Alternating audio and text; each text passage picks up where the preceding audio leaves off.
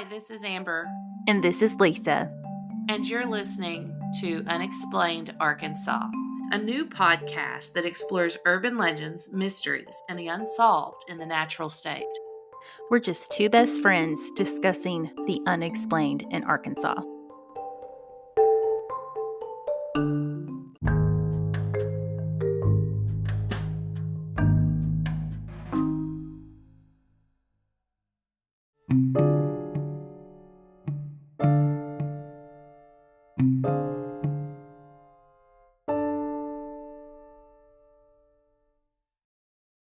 Hello, and welcome to Unexplained Arkansas. This is Amber. And this is Lisa. And we are happy that you're here. And we are on episode 36. Is that correct? Yes.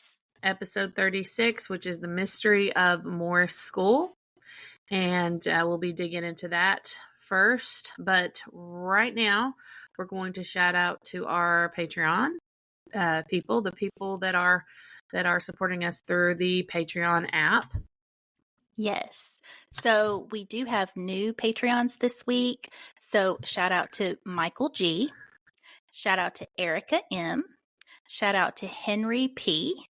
And then Jeff T. and Dorothy T. So yay. So thank you from the bottom of our hearts. And again, the Patreons get big shout outs, but like lots of behind the scenes, whatnot. And then they're also getting our Scary Heifers. Is that what it is? Yes. Our movie review podcast. Yes. Yes. And they get a lot of videos with me without makeup on talking to the camera because I haven't put makeup on, I don't think, one time making a Patreon video. So you get the real me. You get the real schmeal. And so if you guys want to be a part of all of that, just message us and we'll send you the link to Patreon. It's very easy and just extremely cheap to support us. So as low as $1. So to sign up. So yay. Yes. So what you got today? I have today the mysterious Morris School for Boys. Oh, okay. This is something that I've known about pretty much my entire life. It was a few roads back, a few miles behind where I grew up, the road I grew up on. And, we always heard lots of rumors and lots of things about it. So this ought to be interesting. So what did you hear? I just want to start with that. I don't know. Just for fun. I don't know. I'm still thinking about the fact I said orta. Is orta a word? It ought to be interesting. It ought to be interesting. I like orta. You want to start something? No. Yeah. Well, I mean, I remember we used to try to drive up there and try to drive by it all the time. We were always told things like it was haunted or there was still like one monk that lived up there or something like that. I don't remember. Just things, creepy, out of the ordinary things. Yeah, it was fun, as kids and teenagers to think that, something like that was haunted. We thought it was an old Catholic school and that, it could be possibly haunted. That's all I know, basically. 'Cause, I mean, when you hear of an old Catholic school, that's where my mind goes to. Right. And yours, evidently. Or tuberculosis hospitals. Yeah. Haunted woods. Maybe just an old house that we saw in Batesville. Yeah. Yeah, there were a lot of old houses the other day in Batesville, and I'm like, that's got to be haunted. Gotta be. Has to be. There is no other way. It has to be haunted. I agree. I feel like that's the consensus, especially with our listeners. They're probably a lot like us, and they are, especially our Facebook group, which we'll get into. So, okay. So the Morris School for Boys was in Searcy, Arkansas, and I am going to use past tense, and we'll talk about why. Because yes, the Morris School is in the past. It's no longer like a thing, but it was in Searcy, like it has a Searcy address. So yes, but we'll talk about the actual physicality of it in proportions to Searcy as well. So growing up in Searcy, you knew the Morris School. In the 1990s, I just remember thinking, wow, there's a boys' school. How odd. Like, It's all boys. That's what you knew about it. And being in Arkansas at this time, that in itself was kind of foreign. And then also the fact that it was a boarding school. These boys lived there on the campus. So that was it was just extremely rare. It was just not a thing. Even our local private school, which was Harding Academy, part of the Harding University or college, that wasn't even a boarding school. So No. So I felt like, boarding school was something, what you think about like in Europe, you think about rich people, and then maybe even here, I think that people thought, what did those boys do to be sent to the school? And we'll kind of get into that too. So in itself, for me, and I think obviously you and others, like it was so intriguing, just so odd. And there had to be like more to this story of Morris School. Like, Oh yeah, definitely. I always thought that. Like, why is it there? Who were these boys? Why were they sent there? So many questions. Surely there's a ghost. Like Surely there's a ghost. Like that's kind of, where our minds go. So when we began even this podcast journey, I immediately, we've got to cover Morris School. Just the fascination, and it's here in Searcy, and it's just on the mind. Additionally, I definitely wasn't alone. I know you were on board, and then one of our favorite listener people, Kim L, requested us to cover this very early. And so she mentioned, even when we posted that we were going to cover it, she was like, yay. So she's, shout out to Kim L. She's one of our faves, as we love you all. So, so I did reach out to our group on Facebook. We typically do this just to get information from locals, especially since this is like in our backyard type of thing. So I did reach out asking for any information or personal experiences, and we had like 22 comments. Mention that's a lot for us for something like that. That's a lot of feedback, and that doesn't even cover the people that were texting and messaging. That's just the comments. I think a lot of that has to do with the fact that place is one of our like staples in haunted White County history. I mean, everybody knows about Morris School, or they think they do. Let me rephrase it. They think they do. And I think it's been definitely. Well, I think it's been one of those things that's gotten bigger over time than it actually might be. I don't know. Could be wrong. Yes. I think that's definitely true. And we'll definitely get into that as far as the school, when it was a school part, for sure. And so again, we just have these listeners that are fascinated and they love it. So it's interesting. So I wanted to find out the history on the school.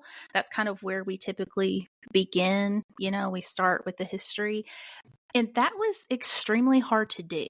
Like the Morris School for Boys, it was located right under 9 miles from downtown Searcy. So it's clocked from downtown. Now, from where I live, it's only maybe a few miles, doesn't feel very far, but from downtown, from the center of town, it was 9 miles, and it was to the west of town, kind of as you're headed into what we call the Center Hill area, which is also tornado territory. I was actually just about to say that is our spot, one of the spots, and because we have BB of course too, but like Center Hill seems to always be hit with bad weather. And I remember growing up near that area myself, when Center Hill was being hit by a storm or a tornado, we knew it was heading directly our way, because that was usually the path of the storm, that it would go to Center Hill, then it would come our way, which was the Mount Pisgah and Albion and Latona way. So we knew it was coming our way. And to take shelter. Oh yeah, and the creepy storm. Yeah, and the creepy storm shelter my grandmother had built, and we were there actually the other day. And Lisa's like, "I wonder, could we go in there?" And I'm like, "No, no one's been in there for years. I think it's just a bunch of grasshoppers now, seriously, and water up to your ankles. It's so gross." I think that could be an episode in itself. Yeah, it really could. Yes. Okay. So, so the Morris School is actually located on Morris School Road. Imagine that. But the Yep. road, I guess, after the school was established, they got the road named for the school. So Morris School Road.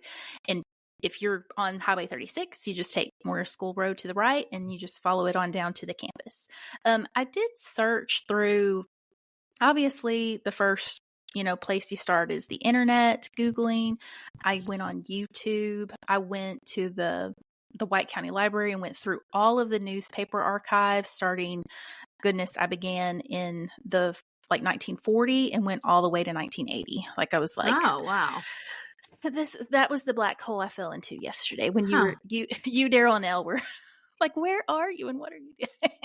Yeah. I'm like, this is what I was doing.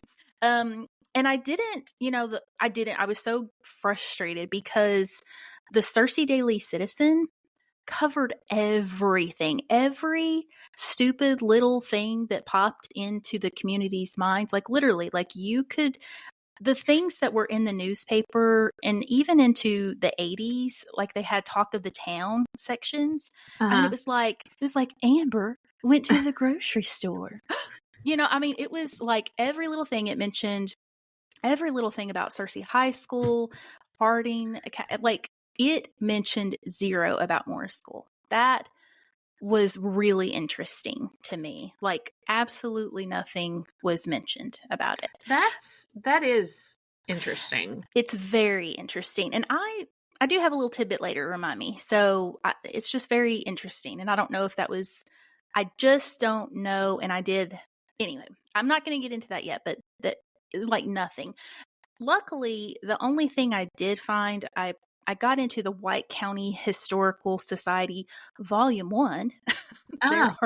There are many volumes at the White County Library in the Arkansas Reference Room, which, me and Amber hang out in. I think it should be called the... We really do. The Amber Lisa room. Yeah. And there was a story from an Irma Welch. She wrote up the history of the school, thank goodness. And it looked like the time period that she wrote about this was in the 1960s. The internet did produce mentions of the Morris School, but nothing was about the history. So we'll kind of get into that. I did have one listener named Mandy, so thank you, Mandy. She did send me an article on the history of a place called Armstrong Springs. Do you know this? Springs. Armstrong Springs Resort. Amber. What? Yes. So this is your surprise gift today. So she sent me, it was a White County Historical Society that was actually written by the granddaughter of the Armstrong family, which kind of, I guess, developed this area. Right. That is where the Morris School sat. Really? Yes. This I'll just tell you, and shout out to Mandy for sending. I feel like we will maybe later down the road do like an article. I just want to do an episode on Armstrong Springs because that article she sent me was just a whole entire history that went deep into that. Wow. I know. That is news to me. And yeah, I just knew it as Morris School for boys. So yes. So just FYI. But I did in that article that Irma had written, it did mention in 1910, Reverend John R. Morris, and he was actually the bishop. I don't know why she referenced him as Reverend. Everywhere else calls him bishop, but he was the bishop of the Little Rock Diocese during this time. And he was actually born, I believe, in the 1840s when I looked up his information. So he was, advanced in age or not, too young by this time. I believe he lived into the 1920s. So he was the bishop of the Little Rock Diocese. He purchased the property formerly known as Armstrong Springs with the intention of founding an elementary and training school for boys. So he wanted it to be taught by a religious congregation of priests. So a large convent was erected because the Armstrong Springs community, they had a hotel. So they were literally a resort place with a natural spring. So I don't want to get too involved there because we could go down a rabbit hole, but just know that there was like an old hotel in the early 1900s that would be there, you know. And this was a community. So there was a school, there was an infirmary, like there was like so what happened to this hotel? So we'll kind of get into that, but at that time I do have that in my notes. They did erect a convent near it in the early 1900s. So they were going to be using the hotel. In fact, yeah. So I think people were actually Are you still there? Hello? A convent for like nuns? Yes. So he wanted to erect a convent for nuns. He wanted, Catholic people, priests and nuns to come in to teach. Yes. So that was his goal at that time. So it did say that he erected the convent near the old hotel, but difficulties arose and the bishop was unable to find a religious congregation to engage in this work. So he kind of had to table this project for a time period. Okay. So Irma does go on to state between 1910 and 1918, the Sisters of the Benedictine Order came and helped in the operation of the hotel.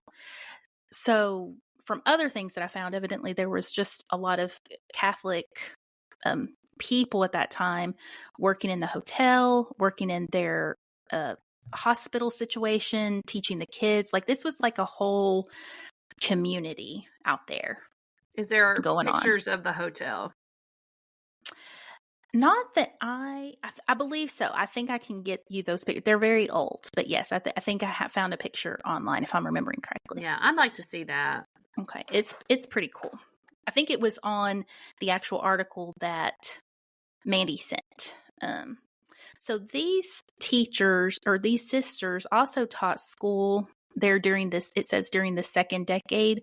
They were teaching school. And the article does go on to state in January of 1921, the Franciscan Brothers Order assumed control of the property and began to remodel the buildings and fit them to school purposes. So this is in 21. It states in this article, October 4th of 1922, the school was dedicated and pupils were admitted. So at this time it was 50. It was made for 50 pupils, 50 boys. And so it said that only 50 rooms were available, or not 50 rooms, but 50 spaces for the boys up until 1926. From that article, it states the only dorms or sleeping arrangements were actually in the old hotel. So that's, oh, wow. So basically the people, the teachers, and sorry, my phone dinged. The teachers. Your Pop-Tart is done. No, it did sound like a Pop-Tart. Sounded like one of those toaster ovens. Anyway, yeah. So it does state that the building, that they were utilizing the old hotel as kind of like a dorm. So, yes. And then once in 1926 happened, so they started making additions to the property. So they made it possible for the school year of 26 into 27 for 92 kids to be there. So they went from 50 to 92 in that time frame. And the ages were elementary, or? It doesn't say here the ages. Now, from gathering, and I'll kind of get into, I know this is very limited information. It looked like they went up to, like in different years, they went up to like 9th grade or 10th grade at certain points. And then later on, they went all the way up to 12th grade, from what I can see. Well, back in that time period, a lot of people didn't go past 8th, 9th grade. And so that makes sense. And it looks like, so some of these pupils were actually, and there's different realities here, but some were coming from other Catholic places, like Catholic schools from across the country, like in the Midwest, like St. Louis. So they were kind of ending an education like middle school and then coming and furthering it here. So It was kind of... Well, Arkansas has actually a very interesting history of Catholicism and Catholics coming into the state. I've researched a mission in Northeast Arkansas that eventually I'm going to do a story about. But yeah, they have a pretty colorful, interesting history here in the state. You think about Subiaco, you think about places like that. So yeah, Catholic High. Yeah, this totally goes with it. Yes. It did say, so in 1927, the first brick building was erected and so it would have been frame buildings at this point that were already there erected, but they did start the first brick building, and it served as a dormitory, a dining hall, and a kitchen. The gymnasium and some classrooms were built on in 1928, making it kind of desirable to tear down the old hotel building. So that happened in 1930. They basically, I'm sure it was built in the late 1800s, and probably, it was just wood. So it just probably needed to be torn down. It did say the last of the brick structures was erected in 1960. So basically between 1927 and 1960, they were building all that. So all that's there now would have been built in that time frame. Interesting, huh? Very. It looks very 60s. I mean, if we showed some pictures, I feel like it looks very 60s to me, which I agree. It kind of looks like the ASUBB library situation. You know what I'm saying? You know it. We have a great library. We have an awesome library. It's a great library, but it's very 60s-ish. Yeah, and that's why I love it. It's very cool. So they built for quite a while over that 30-year span. In this article, again, written in the 60s, there was a one-frame building still standing. So it did state, Irma stated that in the 60s, only one frame building that was original was standing. I do not believe that I saw it. So I have my own experience in the 90s of going out there, and I didn't remember seeing anything other than brick buildings. The article explains that it was interesting to note that the bricks used in the buildings which were constructed in the 20s and 30s, were hauled in from the Crosby Old Railroad Station, which was evidently the railroad station that served for the Armstrong Springs area. And so people, evidently the Crosby, and you know where Crosby Road is. Yeah, evidently. Crosby Road is just like down the highway, just a little bit.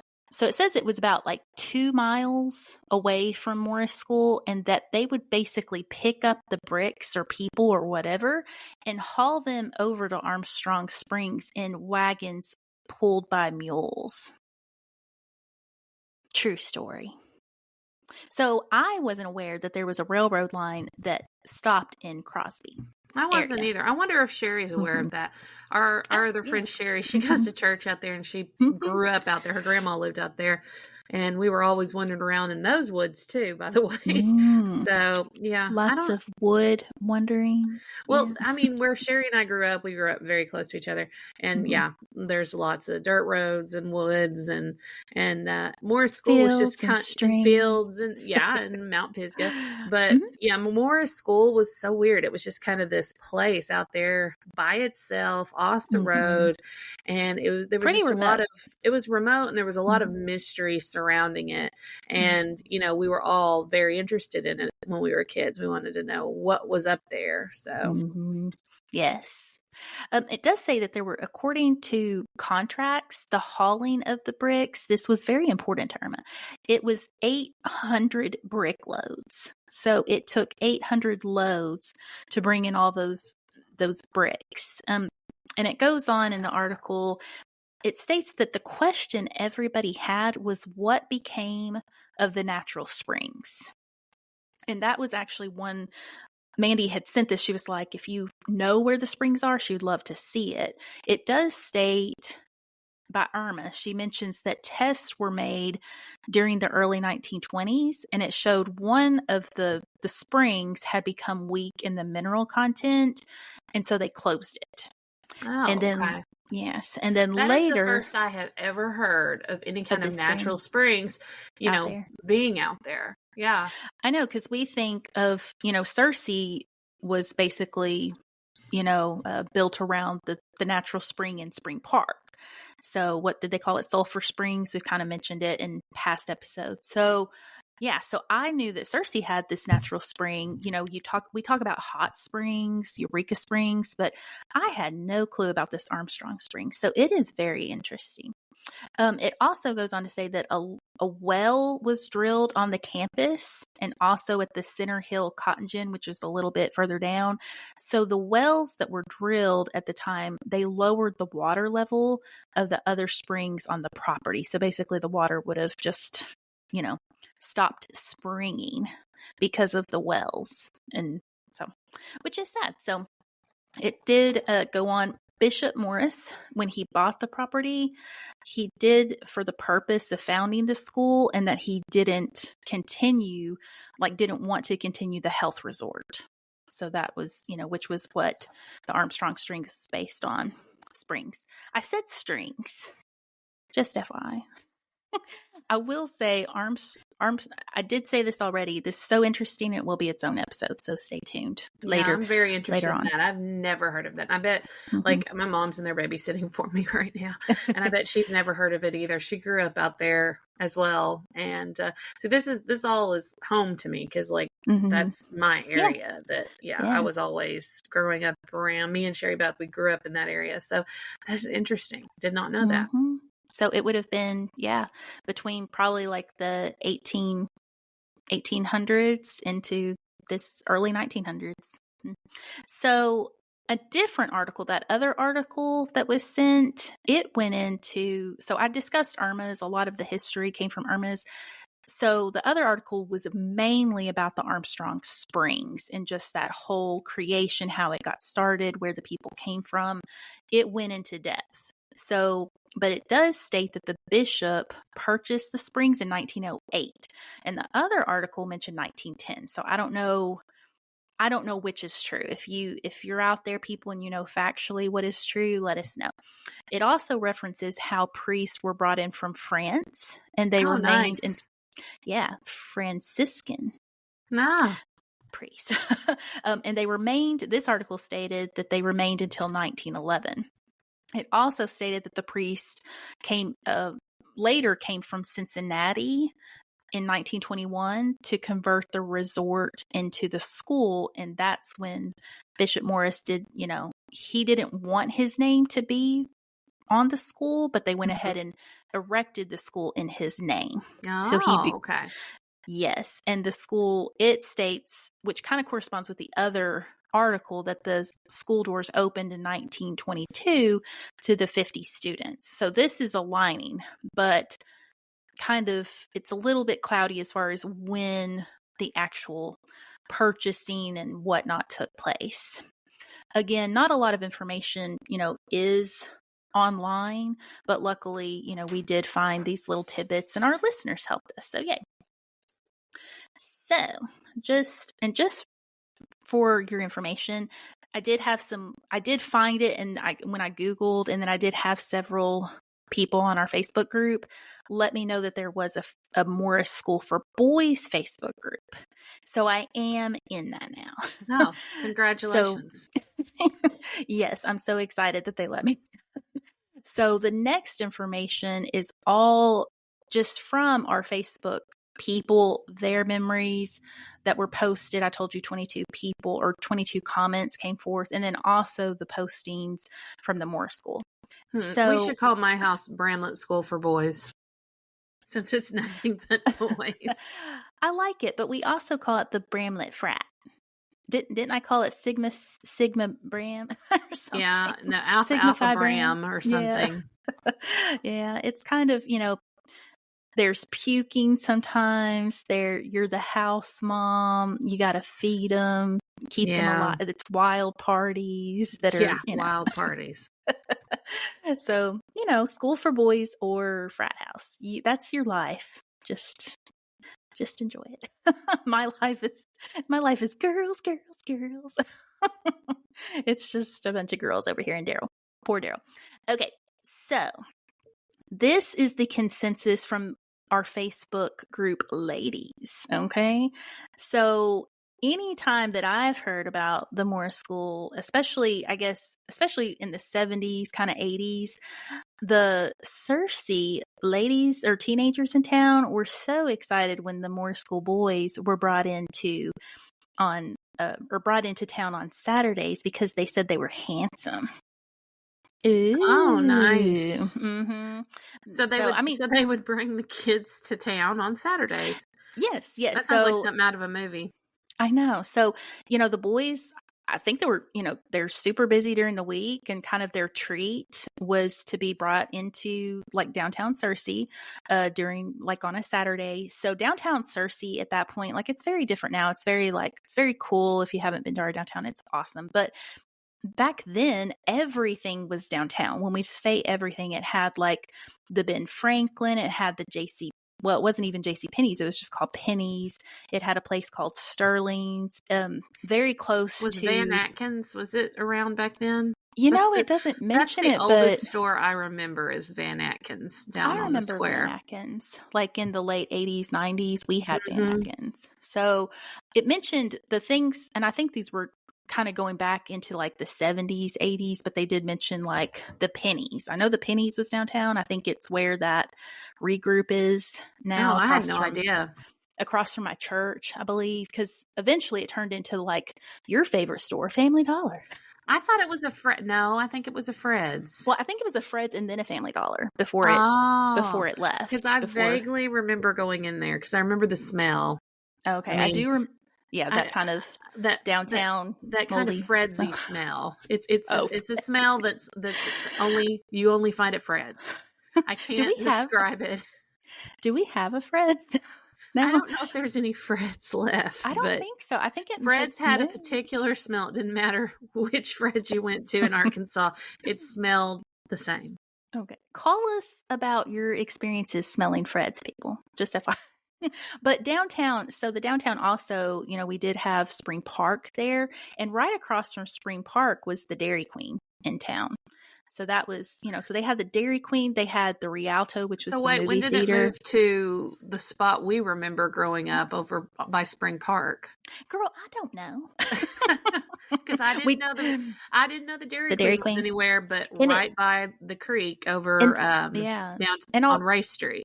I'll try to find the picture for you, Amber, because it did look like the Dairy Queen looked very much like what you would think like a dairy bar, like that kind of look. Like it was more like a dairy bar. My grandmother worked at something like that when she was a teenager downtown. I wonder if that's where she worked. Maybe. Quite possibly. Yeah. There you go. She made ice cream sodas is what she did. Mm-hmm. Oh, cool. So that would have been, so downtown to these boys, and from me reading their Facebook things, like if they were in trouble, they didn't get to go into town. So going to town was a very big deal. I mean, for not only the Searcy girls to see these boys, but I'm sure these boys to see the girls. So I can only imagine if you're just, hanging around dudes all week, you're excited to get out and go to town, and you can get ice cream and a burger, and they could go watch a movie or shop or just, Oh yeah, so they have the Rialto. Yeah, they had the Rialto. So there was a lot of hopping and a lot of, swooning schoolgirls in this time period. And I mean, because when we were teenagers, and we'll kind of get into time frame like that, they were gone. The school was, not there or whatever, or the boys weren't there. Right. So, but if we had been around in like the, 70s or 80s, can you imagine like seeing mysterious boarding school boys? And be like, hey boys. Yeah, sounds like a movie. It sounds just up your alley, and you know it. You and your county boys. Yeah. You never dated anyone that went to Searcy High School. No, except I dated for Michael. one person. Yeah. Yeah. And that was it. And you were like a freshman. You were done after that. So other memories of people, the biggest other memories that people recounted was going out to Morris School to play basketball. And a lot of these stories people shared were the 70s, 80s, and even into the 90s. And this was typically junior high level from what I could tell from everybody's time frame and ages. Even my good friend Vicky, she mentioned junior high. So she kept stats, and so she would actually go with the team. I believe she was with BB or Mac Gray schools at that time, but they would go and play. So the Morris school had, they had their own teams, and evidently they were extremely good at the basketball. One of our group members, James, states that his team, which was Griffithville, sucked. And he said, yes, Wow. he said, quote unquote, we sucked, and that the Morris school beat them. And he said this time frame was 1987. Oh, wow. So they were around for a while. They were, yes. And we'll kind of get into exactly when they no longer had the students. But I will discuss here, I'm just going to take a minute. So on their Facebook page, like the consensus from all these boys, and they did ask, like, remember, these are all like alumni of Moore School, but they talk about, when people found out that they went to a boys' school, they were like, well, why did you go there? Like, what did you do? Like, they were assuming that they were trouble boys, and not every boy that was sent there was troubled. A lot of them were Catholic. Obviously. So some boys were coming in from Mexico. A lot of people were coming from St. Louis, where they have a large Catholic community. And it was kind of like they were coming because their fathers, grandfathers had all gone to boarding school. That was just normal. Now, some of the boys did have stories of how their parents just weren't good parents, and that they were sent to Morris school, and that it was the best thing in their life. These priests taught them, obviously, work ethic. They taught them school. They made them, be responsible. Like, they have so many good memories. There are so many things.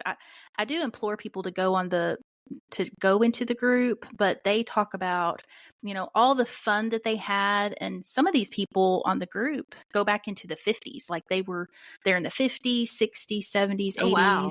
Yeah, yes. That's cool.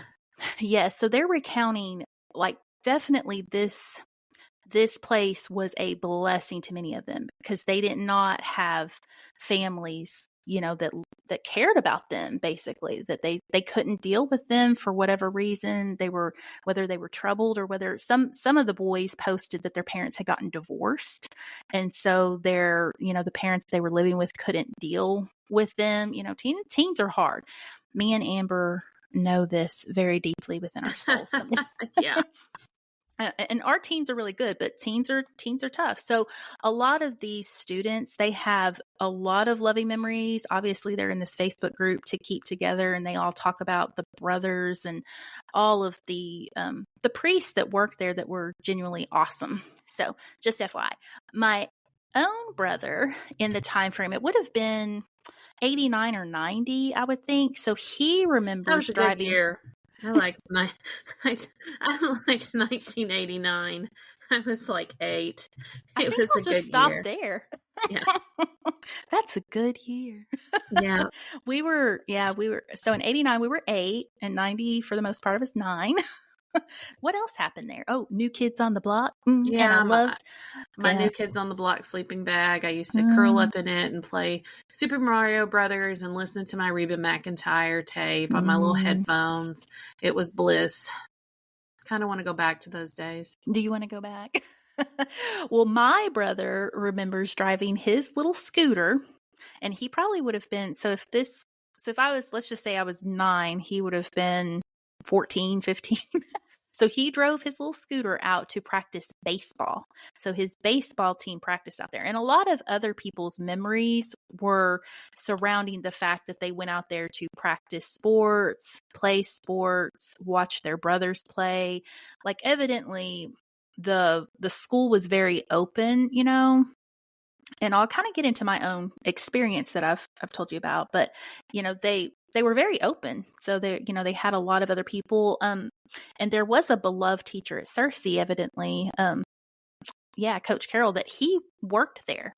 Evidently. I love Coach Carroll. I had him for science. I didn't have him for anything other than I did have basketball in 7th grade, but he evidently coached and taught out there at Morris School. And I did not know that because I just remember him being at Searcy. So I haven't gotten a chance to talk to him, but he evidently was out there for quite a little bit. So very interesting. One group member that posted on our comment, she said that she went to Harding University in 1998.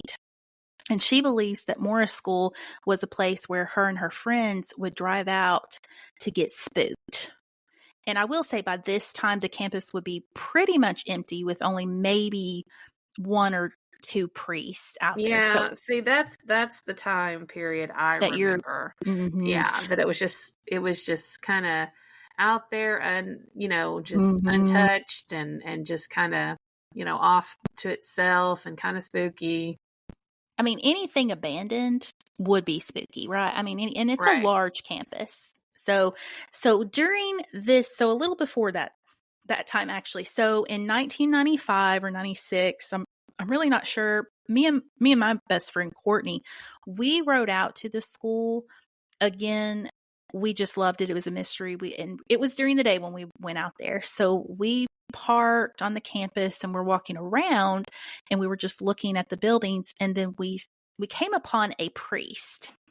And I remember Did he say, "Get out"? No, he was in. I remember he had a radio on, and he was kind of in the back of a building, kind of like a screened-in porch, like kind of chilling out. And I remember he was wearing like a Hawaiian shirt, kind of over his like little, what do you call that? His collar. So he, what? Yes. That's an interesting picture. I know. A priest with a Hawaiian shirt and a collar.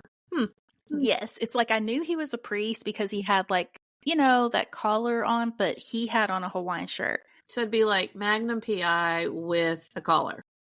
Yes. Okay. Exactly, Magnum PI. And people, if you're like Elle's age, they're like, who? What? They have no clue. I have a different story about her not knowing something. But anyway, he was, from my memory, he was in that Hawaiian shirt. And for some reason, I think it was like September timeframe, or maybe it could have been spring. I just remember it wasn't that hot. Like it wasn't scorching hot, but it was warm. I mean, it was a warm day. And I also remember he had newspapers like everywhere and he was smoking. And he was by himself. Well, I don't think smoking's a sin. I think he can do that. No, I'm not saying it. Well, I just remember him smoking. I just remember he was smoking and he was listening to the radio. And then he was older. I mean, we were quite young, but I felt like he was in his 70s. And he was super cool and kind. And he asked if we wanted a tour. And are you sure he wasn't a ghost? Well, some people, I'll get into I think he was real. He felt real. I just remember like him being like, that was like our dream come true to take a tour of all the buildings. Like we got to tour all the buildings. So on the tour, and I even asked Courtney because, your mind plays tricks on you, your memory fades or whatever. Mine does big time. You have to tell me stuff that we did a lot. But she collaborated with this memory that we went into this gym and it had a carpet floor. And I remember the floor was like rolling, like it was just on dirt. Like the carpet had just been on dirt. It was that old and like it was hilly. It was like the floor was just crazy and there were tons of hills. And she remembered that too. So I wasn't crazy because I was thinking, well, maybe I'm crazy. And then the other thing that we remembered, and it was very abandoned, like these buildings, they were kind of caretaking it, I guess, but there was like no AC on. These buildings were pretty dilapidated when I'm viewing them, what I'm remembering. I mean, they were not in use. And we did also remember, and we thought this was super cool, they had an indoor pool. So we got to go to the indoor pool building. And of course, the water was drained from the pool and such. Wow, but I wonder what that looks like now. I know. Like, I wonder if they use it. Like, I wonder if they filled it in or if they use it, or I don't know. That's a question. If you know people, call us. And but that to me was like the coolest part, like looking at the indoor pool. But we did go into like the old dorms, kitchens. There, they have a whole sanctuary, a church there, for worship and such. So we got to view it all, and it was a dream come true for a teenager that was like, this is the coolest. So I just remember thinking how cool it was. And then I'm switching pages, and it seemed ultra old at that time. Again, it was not functioning, and there was no one there. So it just felt very deserted. And all the buildings, I know now, were 1960s-ish. So I did ask the Morris School boys group, from what I could see, they kind of, I told them about my experience, and they said that the priest that I probably saw was Father Blaze. So it's a real person, Amber. Oh, or Blaze the ghost. According to the Facebook group, and then according to what I'll get into, it was Father Blaze. Blaze? So, Blaze. Like his first name was Blaze? Yes. I believe his last name was I found it elsewhere, Bentley. Wait, aren't or they something. Supposed to take a different name, or is that just when they become like cardinals? Heck, I don't know. I thought they were supposed to take a different name. I don't know. I have no idea. I'm not Catholic. I don't know. I'll ask. My stepmom. She would know. Okay, so his name was Father Blaze, and that's what they said. Real person, not ghost, allegedly. How about that? Okay. So there is a Father Blaze in a Magnum PI shirt, smoking cigarettes with, yeah. Who's very kind. Okay. Who's very nice. This was around 95 or 96. Probably 95 if I had to guess. So knowing what I know now about the school, so the students went there until 1993. So that was when the students were done. And my brother actually graduated high school in 93. So he also had another story. He stated that one of his ex-girlfriends in Searcy had a ex-boyfriend at Morris School. Oh. So she had her little Morris School boys boyfriend. True story. However, so according to the history, all the buildings were 1960. So when me and Courtney were tropsing around out there, I mean, it was like, 30, that campus was 30 years old, and it had been abandoned by the students for several years at that point. Yeah. So it was probably pretty creepy. It was neat, but it was creepy. Anything old to me is creepy and abandoned. So there was an article I did find by Brother Julian Lane of the Franciscan Brothers. So this article was actually entered in the Daily Citizen September 6th of 2000. And it discusses the closing of the school. He states the Morris School for Boys closed its doors to students in the spring of 93. So basically they finished out the 92-93 school year. And what remained on the 200-acre campus, it was 200 acres, were just three brothers that were, priests working just to keep up the buildings and land. Eventually, the 200 acres was Blaze. No, I'm kidding. Yes, Father Blaze. Eventually, the 200 acres, they did put it listed on the real estate market, and there were several interested parties. And this is all in his letter, documented in the newspaper, and several interested parties toured the facilities, but all of these sales fell through. So then he states that the school passed into a local industrial firm who in turn worked out an agreement with a local Christian school to continue the use of the buildings. And we'll kind of go further into this here in a moment. But once this happened, the three brothers said goodbye to the school and the 11 other brothers that were buried in a small cemetery on the corner of the campus. Oh, wow. So, they lived, they worked. I mean, they were part of, their life is devoted to the church. And so, yeah, so there are graves out there. And one of our Facebook groups, she did mention there was a cemetery. So, yes. I'd like to see that. I know, me too.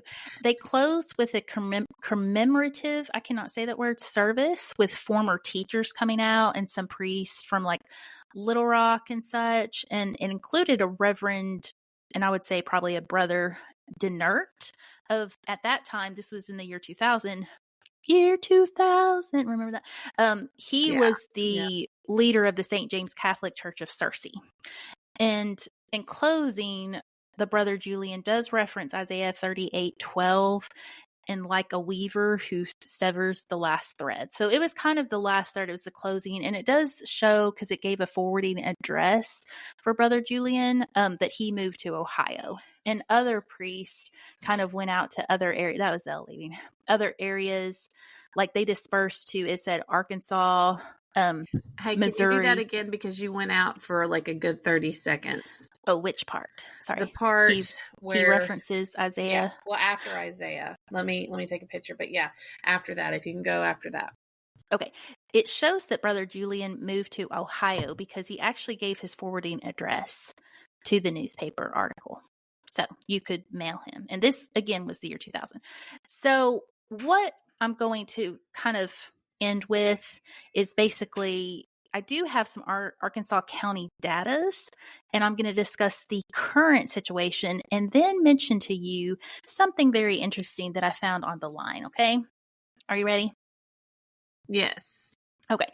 So when I was searching, one thing that pulled up is someone had tried to sell a 1989 Morris School yearbook on eBay. Oh, And okay. yes. And I cannot, for the life of me, it does not show at what year that this person was trying to sell it, but they did give a little blip about, the whole situation. And they did say that this was the Morris School in Searcy, White County, Arkansas, and that it closed in 1993, and that the Morris School for Boys was a church group which had a local reputation for secrecy. Oh, that's what that's interesting. Said. And it does say there is a Catholic cemetery next door that is still owned and maintained by the Catholic Church. Oh, okay. This is what this dude said. And this is the guy that was selling the yearbook. He also mentions that the yearbook is not spooky or otherwise unusual in any way. So that was also something interesting that I found. I don't know if you know, and there are a lot of yearbooks being sold, like old yearbooks being sold on eBay. So that is a thing that's happening. So I found that super interesting. Yearbooks. Yes, definitely. And the fact that he had to say it's not spooky, like, are yearbooks spooky? Yeah. Was he saying that the Morris School? So yeah. Again, so I did drive out a week or two ago, and I will post the sign. So current day, you can evidently go to church, and it's called, I believe it's the Mount Zion Church, and I'll post this. They have a Sunday service at 10. I really wish we had gone. And there might be follow-up episodes, so you can go to church there, and I guess you can go on the grounds. But from what I've gathered, like when you mentioned the Morris School now, even the biggest thing that comes up for some reason is that people, they don't believe it's a church for some reason. I don't get it, but the local lore between the teenagers is that it is still very spooky. People are living out there. I mean, from everything, they do have a Facebook group. The Mount Zion Church has a Facebook group. They don't have a website. So the only other thing that I'm going to discuss is just I did look in the county records, and it does show that the same entity, like it doesn't show them, it says that their Christian Fellowship Church is the owner of the property, which doesn't match the sign. So that was interesting. And it does show that the deed took place in 2011 from an Amazing Grace Fellowship entity, which was 2001. So that is just public record information. If anybody has anything more, the school does have a lot of lore, a lot of mystery. It is a very pretty place, and we'll get into the history of the Armstrong Springs. But yes, so that's what we found. So no haunting. It's just a great place for boys to grow up back in the day. And now we really don't know a lot about it other than it is a church. So, right. So if you have any other stories, y'all feel free to share, and maybe we'll have enough for part 2 someday. But right now, there is no hauntings that we know of. Yes. Yeah. Yes. Okay. So, All Yay. right. All right. Well, that's all we have for this episode. We'll have another one very soon. But thank you guys so much for listening. Yes, and we love you. We'll be talking business in the next one. Love ya. Love ya. Bye.